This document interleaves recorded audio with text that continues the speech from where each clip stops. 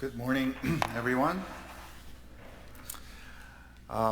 If we haven't met, or those watching online who don't know me, my name is June. I'm one of the pastors here at New West, and I have the privilege of opening God's Word with you this morning. 안녕하세요. 제 이름은 김형준입니다. 오늘 다시 한번 이렇게 여러분과 함께 하나님의 말씀을 살펴볼 수 있게 되어서 감사하고 기쁘게 생각합니다. As many of us know, we are going through a Lent sermon series called The Upside Down Way of Jesus, in which we have been looking at different upside down ways, or we called it paradoxes of God's kingdom, and learning that the upside down, what seems to be upside down way of Jesus is actually really right side up for those who follow the Lord and walk on. 여러분, 많은 분들이 아시는 것처럼 지금 우리는 사순절 기간을 지나면서 예수님의 거꾸로 된 길이라는 제목의 설교 시리즈를 진행하고 있습니다. 이 설교 시리즈를 통해서 우리는 하나님 나라의 역설이라고 하는 것들을 성경에서 살펴보고 있습니다. 그리고 이 거꾸로 된 것처럼 보이는 길이 사실은 예수님을 따르는 사람들에게는 그 나라의 바른 길임을 살펴보고 있습니다. On that way of his kingdom. Today, again, we consider one of those upside down ways of Jesus, a rather famous one in the Bible, and that is, when I am weak, then I am strong. When I am weak, then I am strong. And that, of course, is what Apostle Paul tells us in the second letter to Corinthians. So let's turn to 2 Corinthians chapter 12, and we'll read verses 1 to 10. The first. 그래서 오늘도 우리는 이러한 하나님 나라의 역설, 거꾸로 된 예수님의 길을 살펴볼 텐데, 오늘 살펴볼 내용은 아마도 가장 잘 알려진 하나님 나라의 거꾸로 된 삶의 방식일 것입니다. 그것은 바로 내가 약할 때에 오히려 강하다. 내가 약할 때에 오히려 강하다라고 하는 것입니다. 이 말씀은 바로 사도 바울이 고린도 교인들에게 한 말씀입니다. 바울이 고린도 교인들에게 보낸 두 번째 편지 12장에 쓰여져 있는 말씀 한번 읽어보도록 하겠습니다. 고린도 후서 12장 1절부터 10절까지의 말씀입니다. First 10 verses. Now this is Paul saying, I must go on boasting. Although there is nothing to be gained, I will go on to visions and revelations from the Lord. I know a man in Christ who 14 years ago was caught up to the third heaven. Whether it was in the body or out of the body, I do not know. God knows. 바울이 말합니다. 자랑하는 것이 나에게 이로울 것은 없으나 이미 말이 나왔으니 주님께서 보여주신 환상들과 계시들에 대해서 말할까 합니다. 나는 그리스도를 믿는 사람 하나를 알고 있습니다. 그는 14년 전에 셋째 하늘에까지 이끌려 올라갔습니다. 그때 그가 몸 안에 있었는지 몸 밖에 있었는지 그것은 내가 알지 못하지만 하나님께서는 아십니다. And I know that this man, whether in the body or apart from the body, I do not know, but God knows. This man was caught up to paradise and heard inexpressible things, things that no one is permitted to tell. I will boast about a man like that, but I will not boast about myself except about my weaknesses. 나는 그 사람을 압니다. 그가 몸을 입은 채 그랬는지 몸을 떠나서 그랬는지는 나는 알지 못하지만 하나님께서는 아십니다. 그 사람이 낙원에 끌려 올라가서 말로 표현할 수도 없고 사람이 말해서도 안 되는 그러한 말씀들을 들었습니다. 나는 이 사람을 자랑하려고 합니다. 그러나 내 자신을 두고서는 내 약점밖에는 자랑하지 않겠습니다. Even if I should choose to boast, I would not be a fool, because I would be speaking the truth. but I refrain so no one will think more of me than is warranted by what I do or say. 내가 자랑하려고 하더라도 진실만을 말할 것이기 때문에 어리석은 사람이 되지는 않을 것입니다. 그러나 자랑은 삼가겠습니다. 그것은 사람들이 내게서 보거나 들은 것 이상으로 나를 평가하지 않게 하려는 것입니다. Because of these surpassingly great revelations. Therefore, in order to keep me from being conceited, I was given a thorn in my flesh, a messenger of Satan to torment me. And 3 times I pleaded with the Lord to take it away from me. 내가 받은 엄청난 계시들 때문에 사람들이 나를 과대평가하는지도 모릅니다. 그렇기 때문에 내가 교만하지 않도록 하나님께서 내 몸에 가시를 주셨습니다. 그것은 사탄의 하수인이라고 할 수 있는데 그것으로 나를 쳐서 나로 하여금 교만하지 않게 하시려는 것이었습니다. 나는 이것을 내게서 떠나게 해달라고 주님께 3번이나 간청하였습니다. But he said to me, My grace is sufficient for you, for my power is made perfect in weakness. Therefore I will boast all the more gladly about my weaknesses, so that Christ's power may rest on me. 그러나 주님께서는 나에게 이렇게 말씀하셨습니다. 나의 은혜가 너에게 족하다. 내 능력은 약한 데서 완전하게 된다. 그러므로 그리스도의 능력이 내게 머무르게 하기 위해서 나는 더욱더 기쁜 마음으로 내 약점들을 자랑하려고 합니다. That is why, for Christ's sake, I delight in weaknesses, in insults, in hardships, in persecutions, in difficulties. And let's read these last words together. For when I am weak, then I am strong. Amen. 그러므로 나는 그리스도를 위하여 병약함과 모욕과 궁핍과 박해와 곤란 겪는 것을 기뻐합니다.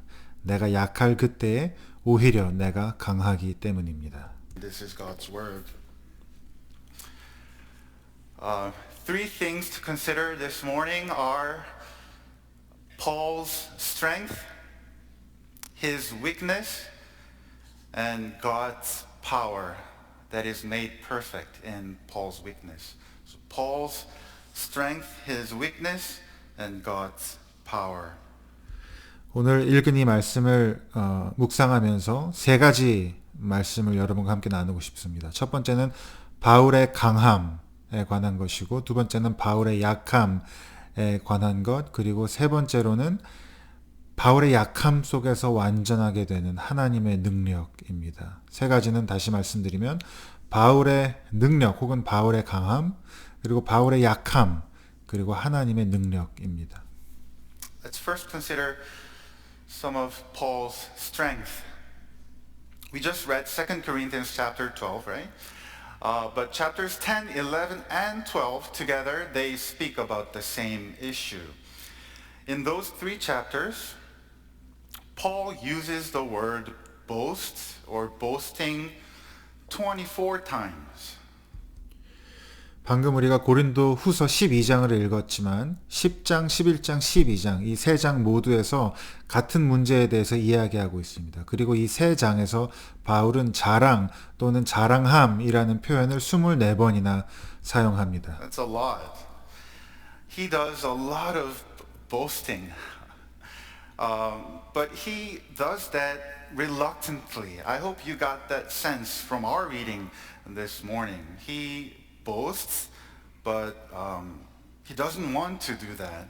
He says it's a foolish thing to do.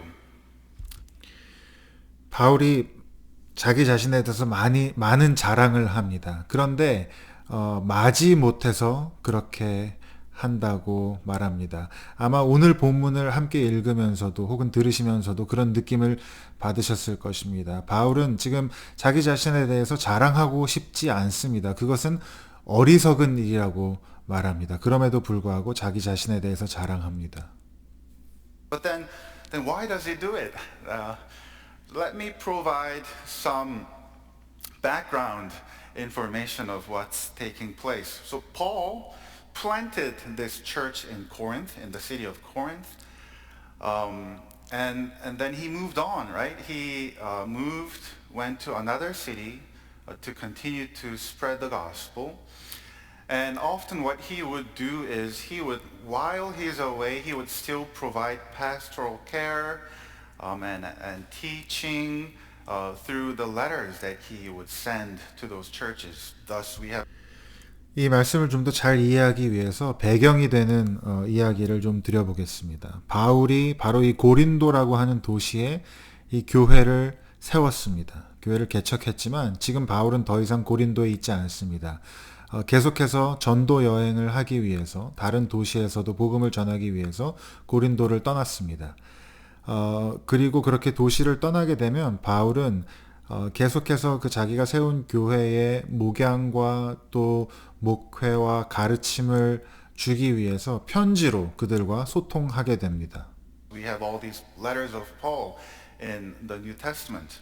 그래서 우리가 신약에 바울이 쓴 많은 편지들을 보게 되는 것이죠. And now, while he's away, he's hearing about some things that were happening in Corinth, in the church in Corinth, and that was some people, some false teachers of the gospel, distorted gospel message, have come to the city of Corinth, to the church, and they started teaching people wrong things about God and Jesus. And Paul is concerned as he hears that, and he is responding to.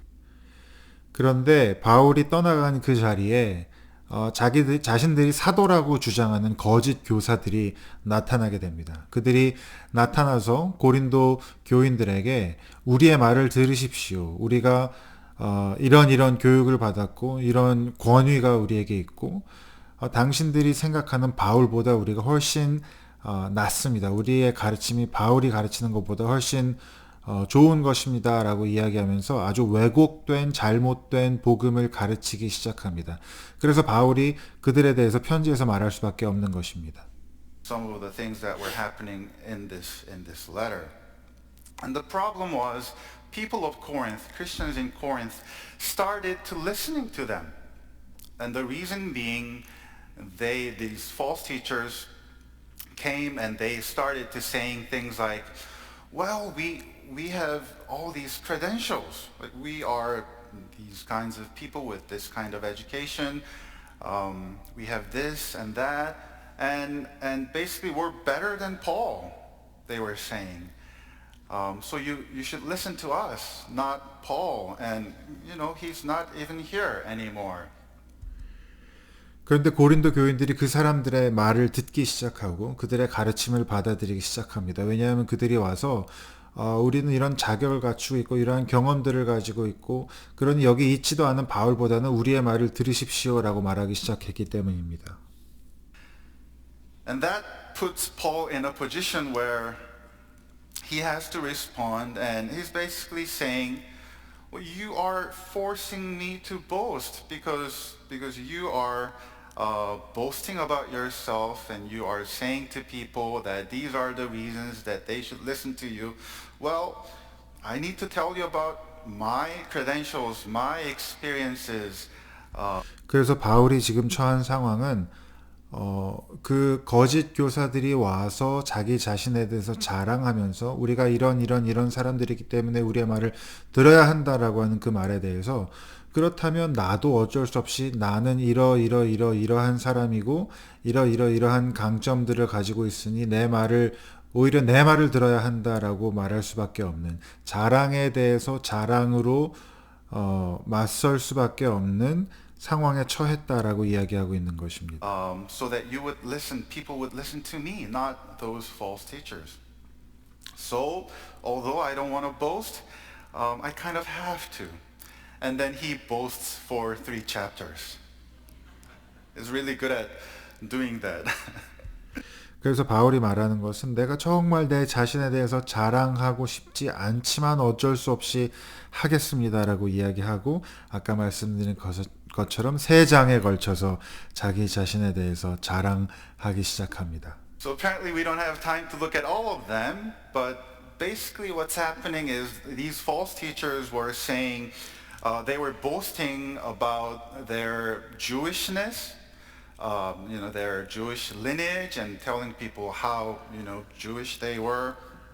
And they were also speaking about some of the supernatural experiences that they have experienced and revelations from God they claim to have.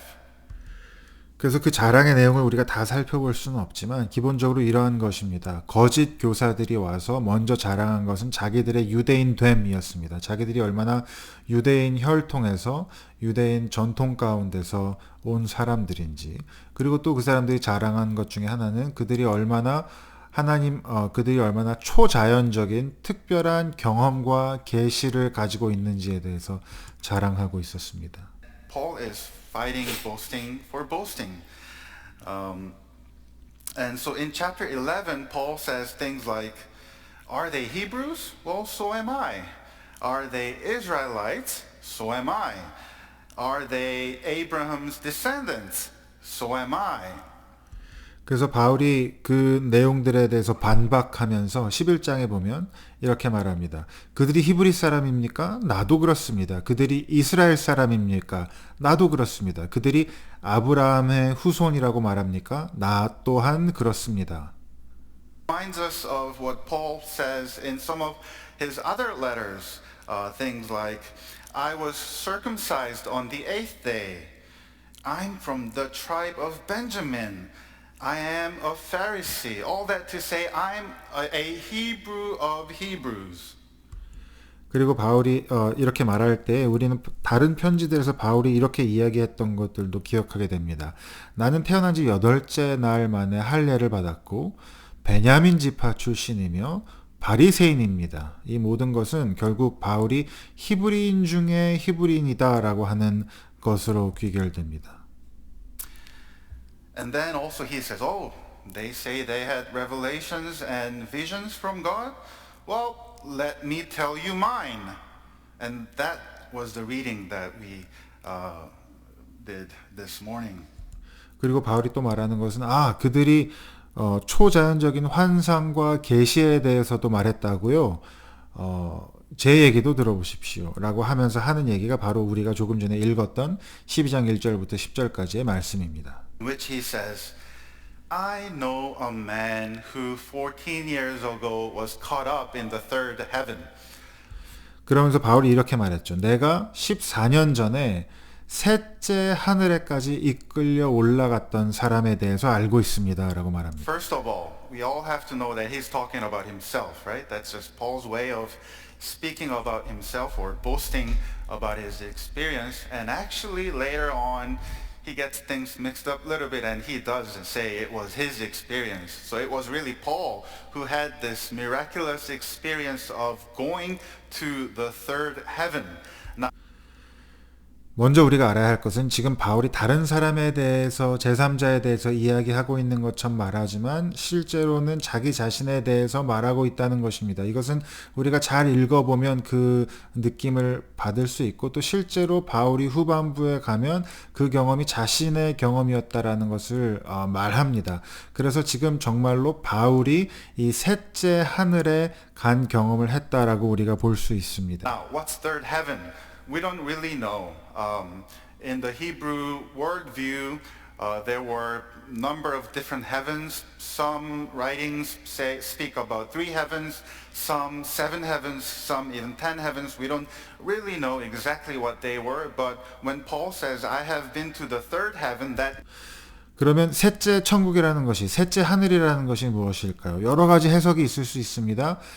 유대인 내 세계관에서는 여러 천국에 대해서, 여러 하늘에 대해서 말하는데 3개의 하늘에 대해서 말할 때도 있고 7개의 하늘에 대해서 말하는 문서들도 있고 심지어 10개의 하늘에 대해서 말하는 경우도 있습니다. That means he has been to this place where no one can go. This place that is so sacred and holy, inaccessible to anyone else, but he was granted access to this secretive place of God. 여러 설명이 있겠지만 셋째 하늘이라고 할 때 가장 중요한 요점은 바울이 지금 아무도 들어갈 수 없는 가장 거룩하고 어떤 사람도 거기에 발을 디딜 수 없는 곳에 갈 수 있었다라고 하는 놀라운 사실입니다. 그것을 이야기하는 것입니다.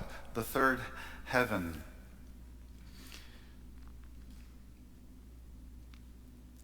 And in there, he hears about, he is made known things that are inaccessible to anyone else. He hears things that he is not permitted to tell anyone.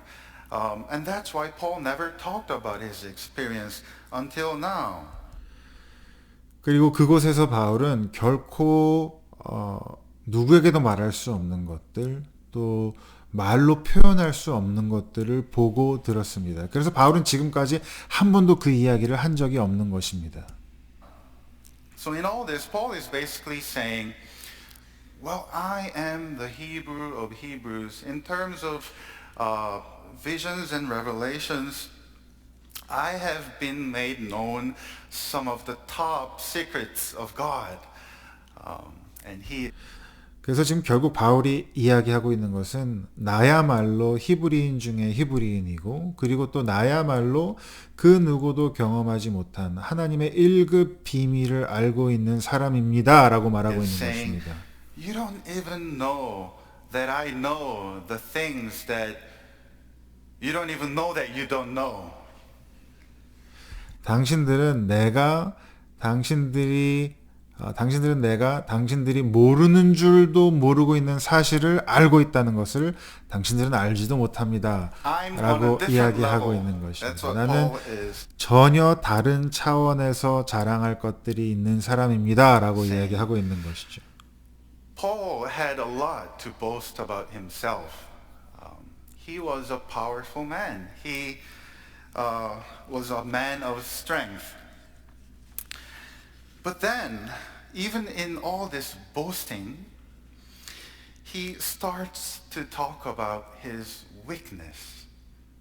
A very unlikely place and time, right? As he is boasting and making sure that people understand that he is worthy of, he has all the credentials to teach them, Paul speaks about his weakness. And that's our... 이처럼 여러분, 바울은 정말 자랑할 것이 많았던 사람이었습니다. 정말 뛰어난 사람이었고 강함이 많은, 능력이 많은 사람이었습니다. 그런데 이렇게 자기의 능력에 대해서 자랑하고 자기 자신에 대해서 자랑하는 이 와중에도 바울이 자기의 약함에 대해서 이야기하기 시작합니다. 자기의 약함에 대해서 나누기 시작합니다. Second point, Paul's weakness. And here is the famous expression of Paul, the thorn in the flesh. 이것이 우리가 두 번째로 살펴볼 내용입니다. 바로 바울의 약함입니다. 여기서 바울은 그 유명한 육체의 가시라고 하는 표현을 사용합니다. And if you are like me, when you hear the word thorn, you think of a little thing on the rose branch that the worst it can do is a little prick on your finger. That's not the thorn Paul is talking about. The word.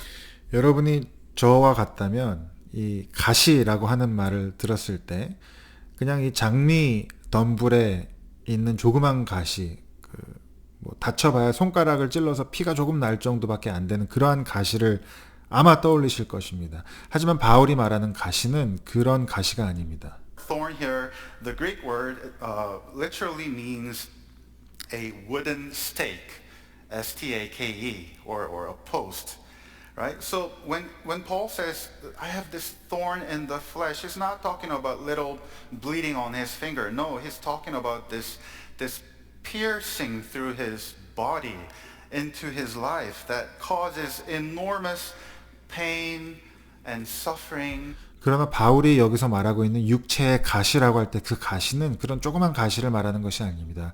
이 원어를 보면 이것은 말뚝입니다. 나무 말뚝이나 혹은 기둥을 가리킵니다. 따라서 바울이 육체의 가시라고 말하는 것은 그냥 손가락에 피를 나게 할 정도의 작은 가시가 아니라 우리의 몸을 관통하면 죽을 것만 같은 엄청난 고통과 아픔을 유발하는 그러한 것을 말하는 것입니다. And weakness as a result of that thorn. Now, understandably, a lot of people were and are speculating what that thorn exactly was. 그리고 충분히 이해할 수 있는 대로 많은 사람들이 이 가시가 정확히 무엇인지에 대해서 매우 궁금해했고 알아내려고 노력했습니다. And because Paul says it was a thorn in the flesh, a lot of people think that it may have been a physical thing, physical limitation, a physical illness. 그리고 특별히 바울이 이것을 육체의 가시, 몸의 가시라고 불렀기 때문에 많은 사람들이 이것은 아마도 육체적인, 신체적인 어떤 질병이나 장애였을 것이라고 추측합니다. Some people think, based on some of the other things that we read about Paul in other letters, some people think Paul may have had really bad chronic headache and migraines. Sorry. Others. 어떤 사람들은 이 바울에 대해서 우리가 읽을 수 있는 다른 편지들이나 서신들의 내용을 바탕으로 바울이 아마도 만성 두통을 겪었을 것이라고, 아주 심각한 두통을 겪었을 것이라고 말하는 사람들도 있습니다. Speculate from the experience he had when he encountered Jesus on the road to Damascus, and remember how he became blind for 3 days. Some people speculate whether that experience had some sort of ongoing effect and in a way damaged his eye, so that for the rest of his life his eyesight was damaged by that experience. We don't know, that's a speculation, right? But there are people who say, well, maybe that may have caused all the headache and migraine. 또 어떤 사람들은 바울이 예수님을 처음 만났던 그 사건에 주목하면서 여러분 아시는 것처럼 바울이 예수님을 다메섹 도상에서 만났을 때 3일 동안 눈이 머는 경험을 했는데, 그때 어떤 눈에 이 상처가 가해져서 눈에 문제가 생겨서 남은 평생 동안 이 시력에 문제가 있었고 또 눈에 문제가 있었기 때문에 그것이 두통을 유발한 것이 아닌가 하는 성경에는 나와 있지 않지만 그런 추측들을 하기도 합니다. And there are others who say it seems like Paul had epilepsy.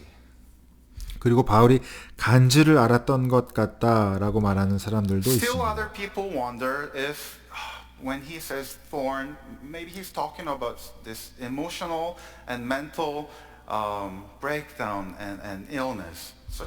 또 어떤 사람들은 이 바울이 가시라고 말하는 것이 어쩌면 정서적, 정신적 혹은 감정적인 병이었을 수도 있겠다. 우울증이나 불안 증세와 같은 것이었을 수도 있겠다라고 말합니다. Depression or anxiety. Now, if you know Paul, if you know his story, that's not too hard to imagine, right? 여러분 바울의 삶에 대해서 아신다면 그것은 그렇게 무리한 추측도 아닙니다. 바울이 워낙 많은 일들을 겪었기 때문입니다. He went through a lot. In fact, in those 3 chapters in 2 Corinthians 10, 11, 12, I think it was in chapter 11, Paul, one of the things that he boasts about himself is just how much suffering he had to endure for his Lord. 그래서 실제로 바울이 이 고린도후서 11, 12장에서 자기 자신에 대해서 자랑할 때 그 자랑 중에 한 가지는 무엇이었냐면 바로 그가 예수님을 위해서 얼마나 희생하고 고생했는가 하는 So he say 내용이었습니다. things like, for the sake of my Lord, I have been to prison many times. I have been flogged many times. I have been beaten with rod. I have been stoned. I have been shipwrecked 3 times. And one of those times I was just left in the open ocean for a day. All my life, ever since I met Christ, my life has been marked with dangers from bandits as I traveled, dangers from my fellow Jews, dangers from the Gentiles, danger in the city, danger in the countryside, danger in the sea, everywhere. Right? So it is not to 그때 바울이 자기 자신에 대해서 자기가 겪었던 고난에 대해서 소위 자랑하면서 이렇게 말합니다. 나는 누구보다도 많이 감옥에 갇혔었고 죽을 뻔한 경험은 수도 없이 많이 했고 채찍질을 당하고 매를 맞고 돌에 맞고 배가 난파된 적도 3번이나 되고 늘 도적에 여행하면서 도적의 위험에 또 다른 유대인들로부터의 위협 또 이방인들로부터의 위협 도시에 가나 시골에 가나 길을 가나 바다 위에 있으나 언제나 위험 가운데 처해 있었다라고 말합니다. difficult to imagine Paul having some kind of anxiety and depression or some kind of mental illness. 그러니 바울이 어떤 종류의 감정적인 정서적인 혹은 정신적인 질환을 앓고 있었다라고 해도 전혀 이상하지가 않은 것이죠. 우울증이나 불안 증세나 강박이나 이런 것들이 있었을지도 모른다고 추측할 수 있습니다. But we don't know exactly what that thorn was. And Paul doesn't tell us, right? He could have easily mentioned when he was saying this thorn in my flesh, he could have said what that was, but he doesn't. So maybe we are not meant to know. Maybe we don't have to make all those speculations. And maybe that's a good thing for us because 하지만 바울은 그 몸의 가시가 무엇이었는지 말하지 않습니다. 생각해보면 바울이 사실 얼마든지 말할 수 있는 것입니다. 내 몸의 이 가시라고 말하면서 그것이 실제로 무엇이었는지 말할 수 있는데 바울이 말하지 않는 것을 보면 우리가 그 가시가 정확하게 무엇이었는지 알 필요가 없는 것 같습니다. 그리고 어쩌면 그것이 정확하게 무엇이었는지 모르는 편이 우리에게 더 나을 수도 있겠습니다. 왜냐하면 that way all of us can relate in one way or the other his thorn in the flesh. 왜냐하면 우리 각자가 겪는 아픔과 어려움 가운데 그것을 바울이 말하는 몸의 가시와 연관지어서 생각해 볼 수 있기 때문입니다. 우리 누구든지 어려움과 아픔의 순간에 바울이 말하는 그 몸의 가시에 공감하고 내 자신을 그 바울의 모습에 투영시킬 수 있기 때문입니다. Be that physical, mental, emotional, or even relational, financial, vocational, we all can identify with Paul when he speaks about this thorn in the flesh, thorn in his life. Because we all know what it's like to have that thorn, that wooden stake piercing into our body, into our lives, and leave us with this enormous pain, excruciating pain and suffering in our. 우리 누구나 우리의 삶 가운데 겪는 크고 작은 아픔들, 어려움들, 고통 가운데 그것이 신체적인 것이든 정서적인 것이든 정신적인 것이든 혹은 관계 속에서 아니면 영적인 것 혹은 우리의 삶 가운데 직업에 관련된 것, 재정적인 것, 그 어떤 것이든 간에 어떤 어려움도 우리가 바울의 모습에 우리 자신을 투영해서 바울과 동일시할 수 있는 것입니다. 그 가시라고 하는 것에 대해서 우리의 삶을 관통하는 고통을 가져오고 아픔을 가져오는 그것에 대해서 우리가 너무도 잘 알고 있는 것입니다. In our lives and in the lives of our loved ones. And I wonder, perhaps, in other words, but then, as Paul is talking about this thorn in the flesh and the weakness and pain and suffering he experiences,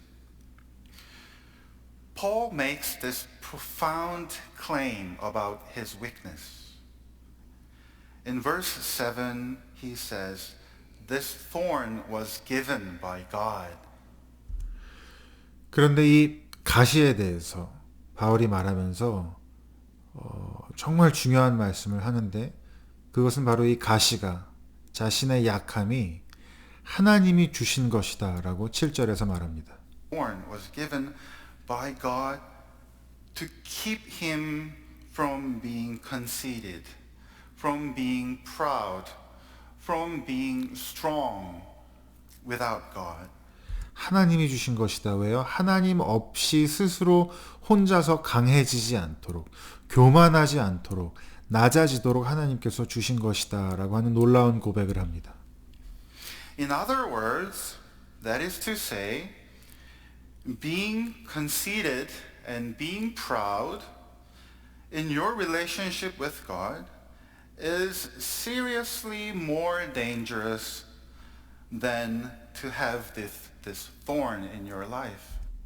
여러분, 그것은 다시 말하면 우리의 삶 가운데서 하나님 없이도 강해지거나 하나님과의 관계에서 교만해지거나 더 이상 하나님을 의지하지 않게 되는 것이 우리의 삶에 가시가 있는 것보다도 더 위험한 것이라는 것입니다. There is no greater danger in your life, a danger that is so powerful, so pervasive, so deceiving, than to say, I am strong. I am strong without God. 여러분의 삶 가운데서 가장 위험한 일은, 가장 두려운 일은, 그리고 우리 삶 가운데서 그 어떤 것보다도 더 강하고 더 흔하고 또 우리를 기만하는 가장 큰 위험은 나는 하나님 없이도 충분히 강하다라고 말하는 모습입니다. Therefore, any realization of your weakness, any pain and suffering that brings us low, any discouragement that will kill our pride, is a gift of God. 그러므로 우리가 우리의 연약함을 깨닫는 순간, 우리를 무너뜨리는 고통, 그리고 우리의 교만함을 죽이는 낙심은 사실 하나님의 선물입니다. That's what Paul is saying. Because at one point or the other, we all, you and I, we all think at times we are strong without God in some way. We are prone to being self-trusting, self-reliant, self-conceiting, and self-deceiving. 저와 여러분 누구나 때때로 우리가 하나님 없이도 강하다고, 하나님 없이도 충분하다고 생각하기가 너무 쉽기 때문입니다. 우리는 모두, 저와 여러분 모두 자기 신뢰, 자기 자랑, 자기 의지, 자만심 가운데 빠지기가 너무 쉽습니다. And if you are thinking, well, I'm not, well, that's the evidence that you are. We're all in need of a thorn in our flesh. 그리고 여러분이 나는 그렇지 않아 라고 생각한다면 여러분 지금 그렇게 생각하시는 그것이 바로 여러분이 그렇다라고 하는 증거입니다. 왜냐하면 우리 모두가 그런 연약함들을 가지고 있기 때문입니다. We're all in need of being brought low by the gracious hands of God and be humbled in His mercy, even if that process involves pain and suffering. For it is only when we realize that we are weak, God's power is made perfect in us. 우리 모두는 하나님의 은혜로운 손길에 의해서 낮아지고 내려오고 그분의 자비에 의해서, 그분의 자비로 인해서 겸손해질 필요가 있습니다. 비록 그 과정 가운데 고통과 아픔이 수반되더라도 우리가 약하다는 것을 깨달을 때에만 하나님의 강함이 우리 안에서 온전해지기 때문입니다. When we realize that we are weak, God's power is made perfect in us. That's our third point. 이것이 우리의 세 번째 살펴볼 내용입니다. 하나님의 능력은 우리의 연약함 가운데에 온전해집니다. And in saying that, in no way I am saying that the pain and the suffering of the thorn aren't real. No, as I said, this thorn, this wooden stake, is painful and excruciating. 그러나 제가 그렇게 말하면서도 결코 제가 그 몸의 가시가 주는 아픔과 고통이 별거 아니라고 하는 얘기는 결코 아닙니다. 이 가시, 이 말뚝, 이 우리의 몸을 뚫고 들어올 때는 당연히 극심한 고통과 아픔이 따르게 되어 있습니다. Of course. And that's why Paul calls it a messenger of Satan.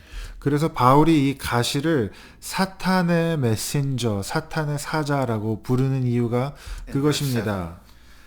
This thorn, this weakness that we experience, this pain is so hurtful, so discouraging that it's a way for Satan to convey his message to us.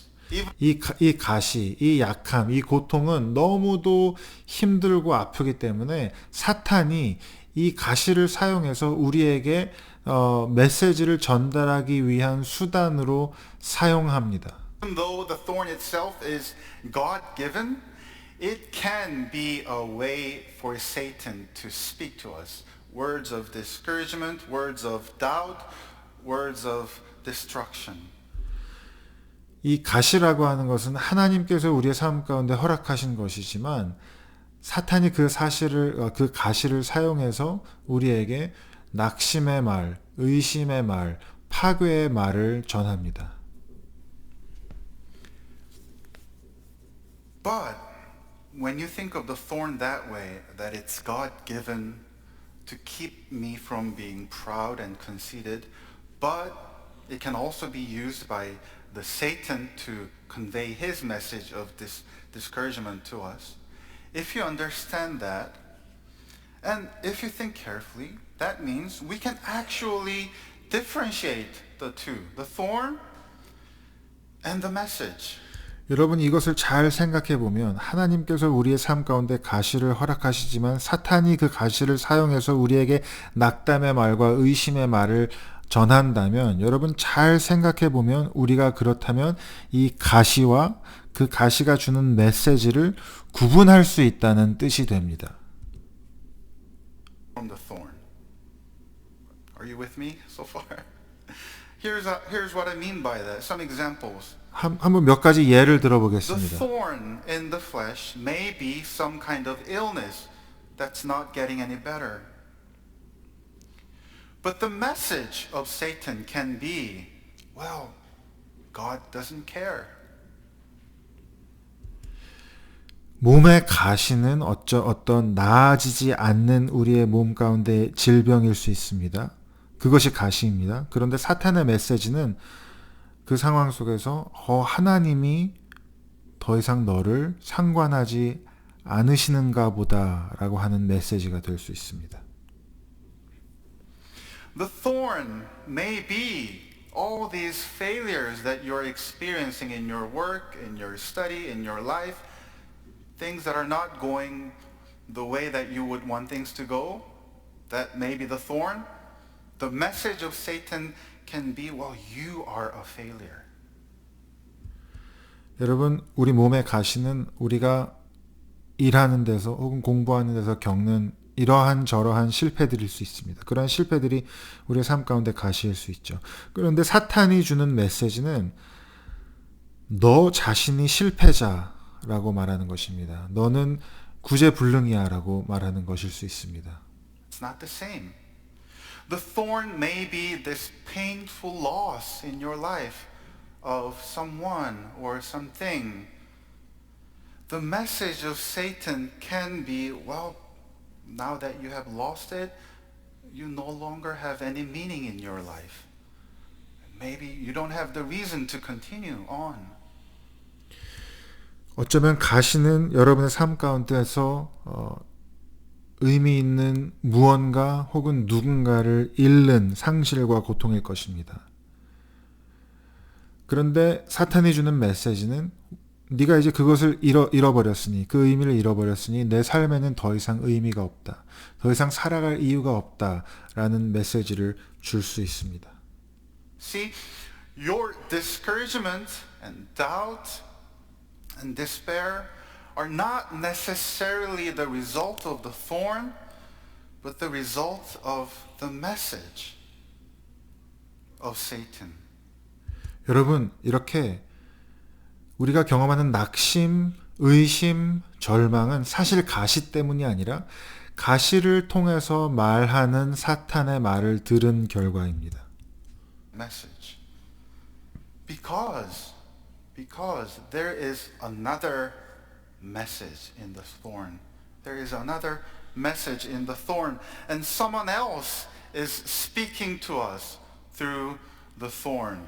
제가 그렇게 말씀드릴 수 있는 이유는 이 가시에는 또 다른 메시지가 담겨져 있기 때문입니다. 또 다른 누군가가 이 가시를 통해서 우리에게 말씀하고 있기 때문입니다. And Paul tells us what that voice is. In verse 9 he said, 그리고 9절에서 바울이 우리에게 그 목소리가 그렇게 말하는 분이 누구인지를 알려줍니다. But God said to me through the thorn, My grace is sufficient for you, for my power is made perfect. Not your power, but my power is made perfect in your weakness. 하나님께서는 내게 이렇게 말씀하셨습니다. 내 은혜가 너에게 족하다. 내 능력은, 너의 능력이 아니라 내 능력은 약한 데서 완전하게 된다. That's God speaking to you through the thorn. 여러분, 이것이 바로 하나님께서 가시를 통해서 여러분에게 말씀하시는 메시지입니다. In that place of pain and suffering and weakness, God says, I want you to realize, I want you to experience, I want you to understand that my grace is sufficient. 그 가시의 자리, 고통과 아픔의 자리에서, 연약함의 자리에서 하나님이 내가 너희가 깨닫기를 원한다라고 하는 것은 바로 하나님의 은혜가 족하다라는 것입니다. My grace is enough, as we just sang together this morning. And here's what I find fascinating about what happens afterwards. 그리고 여기에 놀라운 사실이 있습니다. 이러한 하나님의 메시지를 들은 바울이 어떻게 행동하는지를 보면 너무도 When 놀랍습니다. Paul hears that message of God in his thorn, and he stops to listening to the message of Satan, I think he stopped praying.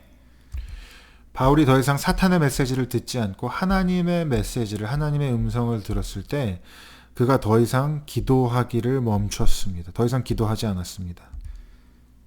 I think he stopped praying to God to remove his thorn. I'm not saying he stopped praying altogether. 바울이 모든 의미에서 기도하기를 멈췄다는 것이 아니라 그 가시를 없애달라는 기도를 더 이상 하지 않은 것으로 보입니다. I think he stopped asking God to remove the thorn.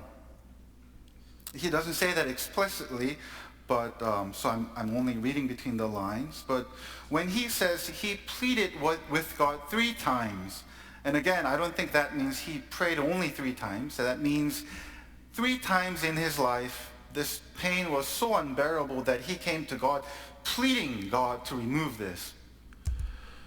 물론 이것이 오늘 본문에 명시적으로 나와 있지는 않고 그래서 제가 그냥 행간의 의미를 해석하는 것인데 그가 3번이나 하나님께 간청했다라고 합니다. 그것은 그가 3번만 기도했다는 의미는 아니겠죠. 당연히 아닐 것입니다.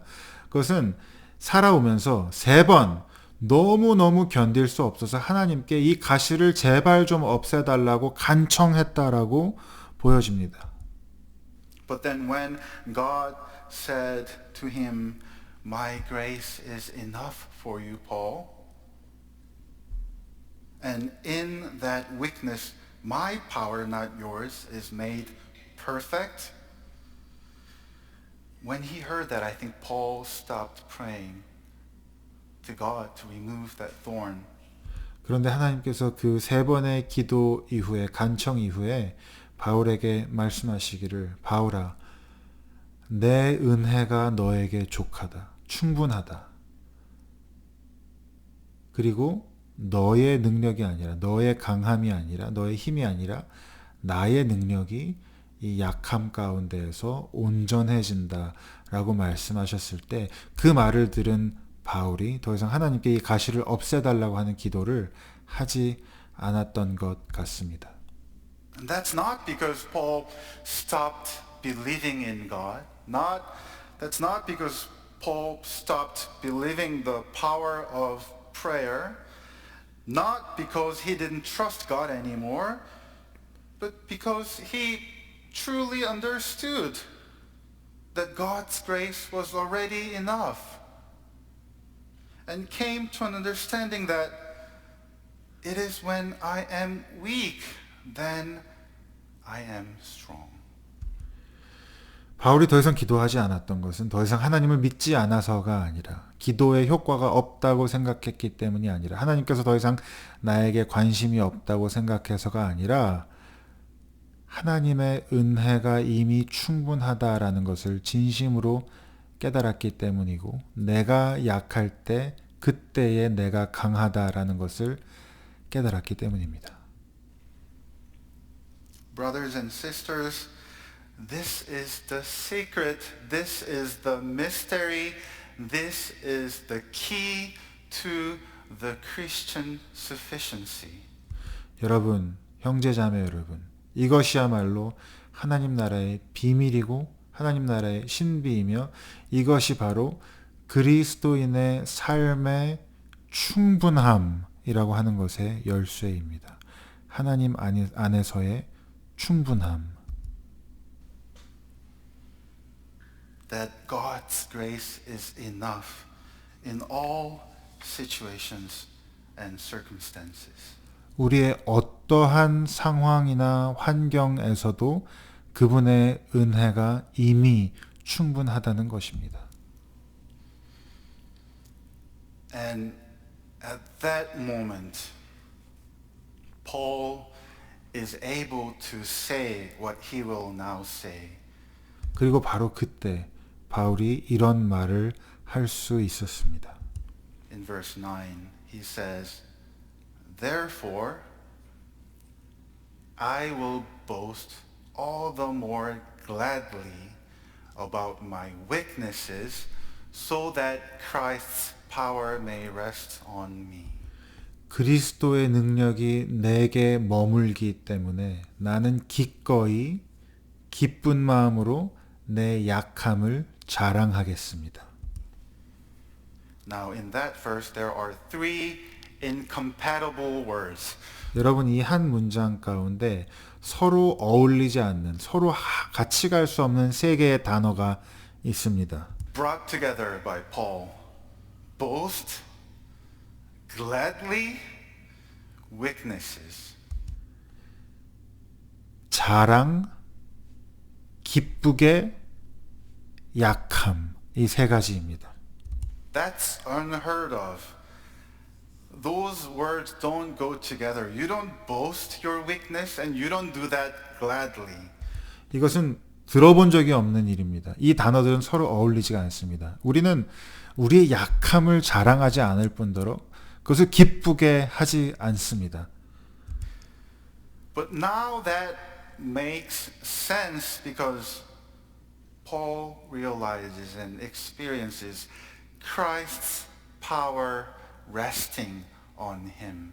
그런데 이제 그것이 말이 됩니다. 이제 그것이 이해가 됩니다. 왜냐하면 그리스도의 능력이 그리스도의 강함이 바울 안에 머무르게 되었기 때문입니다. And I have the word rest in there in pink or purple, whatever that is. 이 하나님의 능력이 바울에게 머문다라고 하는 머문다라는 단어를 지금 강조해 두었습니다. Because that's the key word that we have to realize. 이것이 너무도 중요한 말씀이기 때문입니다. 단어이기 때문입니다. It's the word in Greek, the word rest there in Greek comes from the root word that means a tent or a tabernacle. 여기서 머문다라고 하는 단어는 그리스어 원어를 보면 원문을 보면 원 단어를 보면 천막이나 장막을 의미합니다. Tent or tabernacle. So, what's Paul saying? He's saying, in my weakness, Christ's power will tabernacle in the land of my weakness. He will pitch a tent in the land of my weakness. And 바울이 뭐라고 말씀하고 있는 것입니까? 바로 그리스도의 능력이 나의 약함 가운데 장막을 치실 것이다 라는 것입니다. 그리스도의 능력이 나의 약함의 땅에 천막을 치고 장막을 치고 머무신다 라는 것입니다. does that remind us of any other verse in the Bible? Well, John 1, chapter 1, where he says, the Word became flesh and dwelled among us. There's that same word. The Word became flesh. Jesus became flesh, and he tabernacled among his people.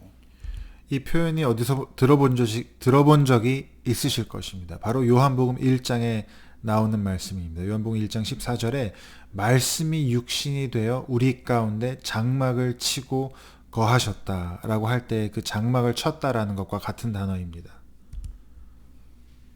So just as Jesus came to the earth to tabernacle among his people, to pitch a tent and dwell among his people, his power will tabernacle in our lives in the land of our weakness. 예수님이 하늘에서 이 땅에 오셔서 자기 백성 가운데 장막을 치고 거하셨던 것처럼 그분의 힘이, 그분의 능력이 우리의 약함 가운데에 장막을 치고 거하실 것입니다. God will never tabernacle in the land of our pride and our strength, but in the land of our weakness. 하나님의 능력은 결코 우리의 교만의 땅, 우리의 강함의 땅에는 머무실 수 없습니다. 우리의 연약함과 약함과 겸손의 땅 가운데 예수님의 능력이 장막을 치고 함께 하실 것입니다. Marva Dawn, this person that you see on the screen, she was a professor, one of the professors at Regent College. I'm sure some of you know or recognize her name, now with the Lord.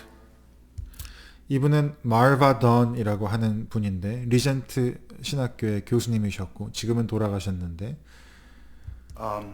She wrote a book called Powers, Weakness, and the Tabernacling of God. So now you know where I got the 3 points. Power. 그분이 쓰신 책 중에 이러한 제목의 책이 있습니다. 강함, 약함, 그리고 하나님의 장막. 오늘 설교의 세 주제가 바로 이 제목으로부터 온 것입니다. Weakness and the tabernacling of God, meaning God's power dwells in the weakness of his people. 강함, 약함, 그리고 하나님의 장막. 바로 하나님의 능력은 그 백성의 약함 속에 거하신다는 뜻입니다. Marva, I don't know if you can tell from the photo, but she was a very weak person. I mean, physically speaking. In every other way, she was a strong person, but physically, she was a very weak person. 이 말바 교수님은 육체적으로 매우 약한 분이었습니다. 다른 모든 면에서는 굉장히 강인한 분이었지만 육체적으로 매우 연약한 Her 분이었습니다. life, she dealt with chronic pain, cancer, kidney transplant, blindness in one of her eyes, and her leg condition that prevented her from walking, made walking difficult for her and eventually impossible for her.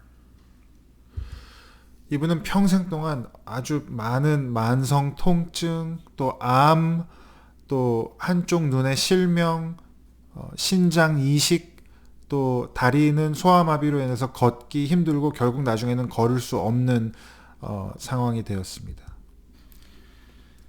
But listen to what she says in this book. 근데 그런 그분이 하는 이 말씀을 한번 잘 들어보십시오. As Christ accomplished atonement for us by suffering and death, so the Lord accomplishes witness to the world through our weakness. 그리스도께서 우리의 구원을 이루실 때 다른 것이 아니라 고난과 죽음으로 우리의 구원을 이루신 것처럼 이제 그리스도께서 세상에 자신을 나타내시기 위해서 우리의 연약함을 사용하십니다. In fact, God has more need of our weakness than our strength. 사실 하나님은 우리의 강함보다도 우리의 약함을 더 필요로 하십니다. By our union with Christ, in the power of the Spirit, in our weaknesses, we display God's glory. 우리가 그리스도와 연합함으로 성령의 힘을 통해서 우리는 우리의 약함을 통해 하나님의 영광을 세상에 드러냅니다. In our weaknesses, by the work of and by the work and power of the Holy Spirit, we display God's glory. 우리의 약함을 통해서 세상 가운데 하나님의 영광을 드러냅니다. This past Friday, I got a call. Well, I got a message. I got a note from Jenny saying Dave Benning called. 지난 금요일에 이틀 전에 전화를 한 통 받았습니다. 전화를 받은 것이 아니라 우리 교회 사무실에서 일하시는 제니에게 데이브 베닝이 전화했으니 다시 전화해 주십시오라고 하는 메모를 받았습니다.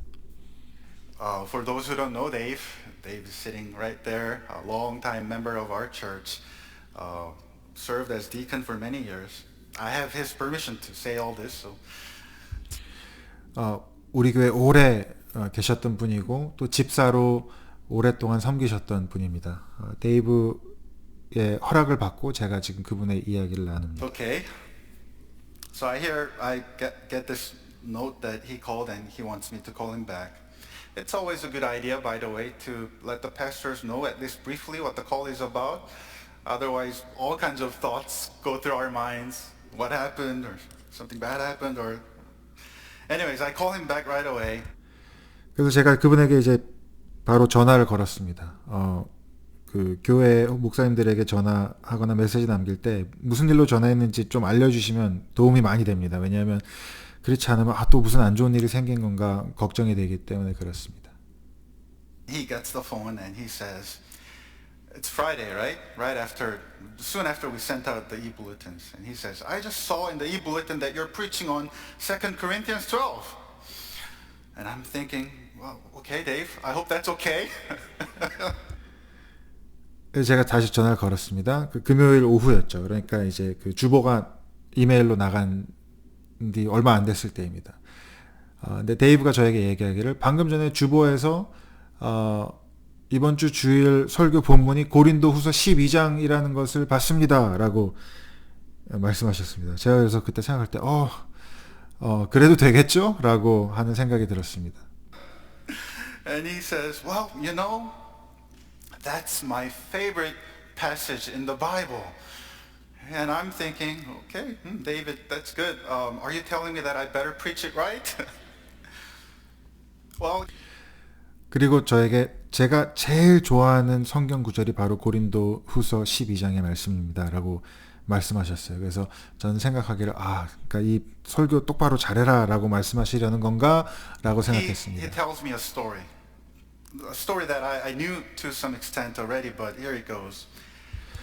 그리고 데이브가 저에게 자신의 이야기를 들려주었습니다. 저도 어느 정도는 알고 있었던 이야기이지만 바로 이런 이야기입니다. He said, Pastor June, I was an alcoholic.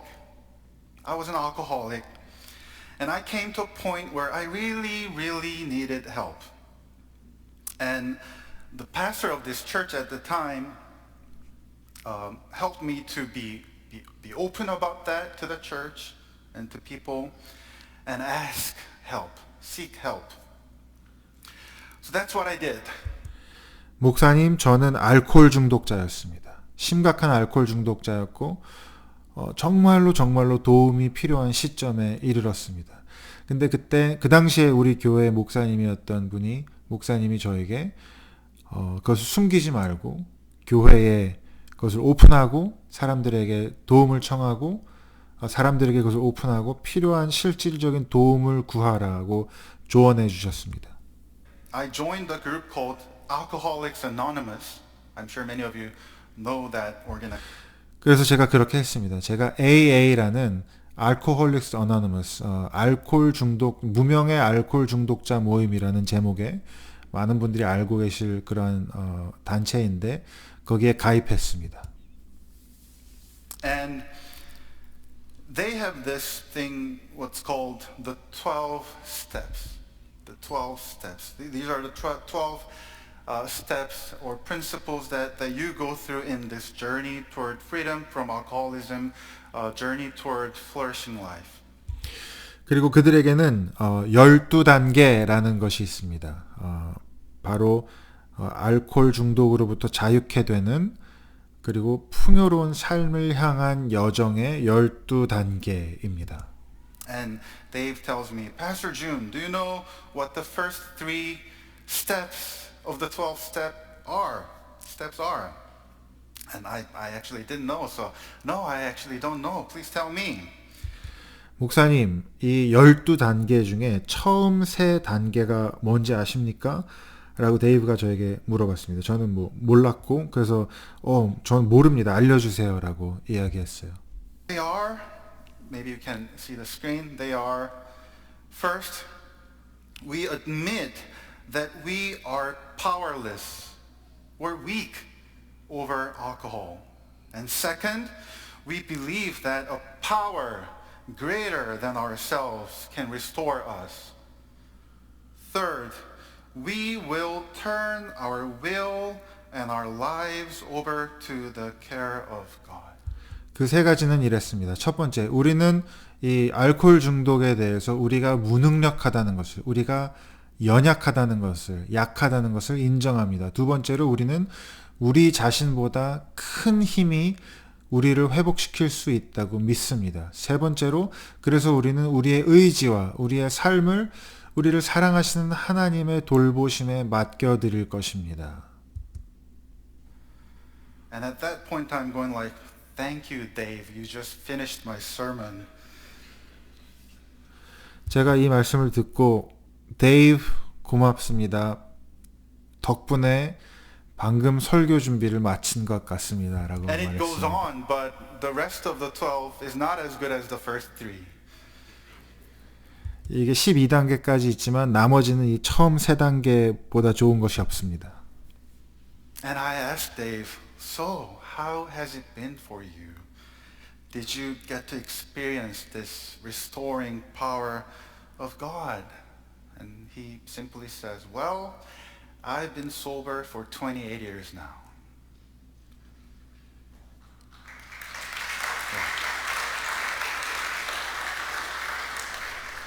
이 얘기를 듣고 제가 데이브에게 이렇게 질문했습니다. 그래서 데이브, 그래서 어떻게 됐습니까? 하나님의 회복의 능력을 경험하셨나요? 라고 물었습니다. 그랬더니 데이브가 이렇게 대답했습니다. 벌써 28년째 술을 마시지 않고 있습니다. People of God, brothers and sisters,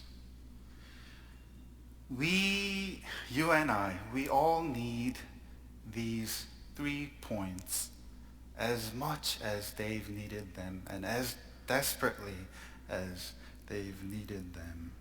여러분, 저와 여러분도 이 3가지 진리가 데이브가 그랬던 것처럼, 데이브에게 필요했던 것처럼 절실하게 필요합니다. We all must admit that we are weak and powerless without God. 우리 모두가 하나님 없이는 철저하게 약하고 무력하다는 것을 인정해야 합니다. And we must believe that a power greater than ourselves, the power of Christ, will fully restore us.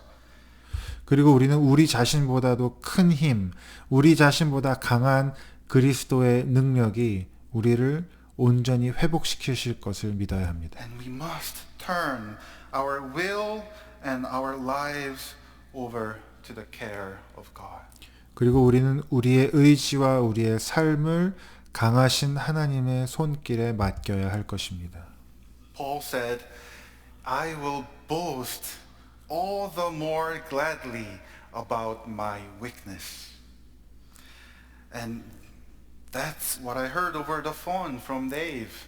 He was boasting He was boasting gladly about his weakness, and he was boasting gladly about God's power to heal and restore and tabernacle in his weakness.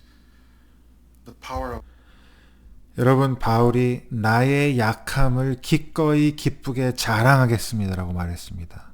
금요일 날 데이브의 전화에서 제가 들은 것이 그것입니다. 그날 데이브는 저에게 자랑하려고 전화했습니다. 자기의 연약함을 기꺼이 기쁘게 자랑했고, 그리고 자기의 삶에서 온전한 치유와 회복을 베푸셨던 하나님의 능력을 자랑하려고 전화하셨던 것입니다. of God that he has experienced. People of God, this is the upside down way of Jesus that we 사랑하는 형제 자매 여러분, 이것이 바로 우리가 걸어가는 거꾸로 된 예수님의 길입니다. are all called to walk on. For because of Christ, when I am weak, then I am strong. 그리스도의 능력으로 인해서 내가 약할 때에 나는 강합니다. In the name of the Father, the Son, and the Holy Spirit, together we say, Amen. 성부, 성자, 성령의 이름으로 함께 기도합니다.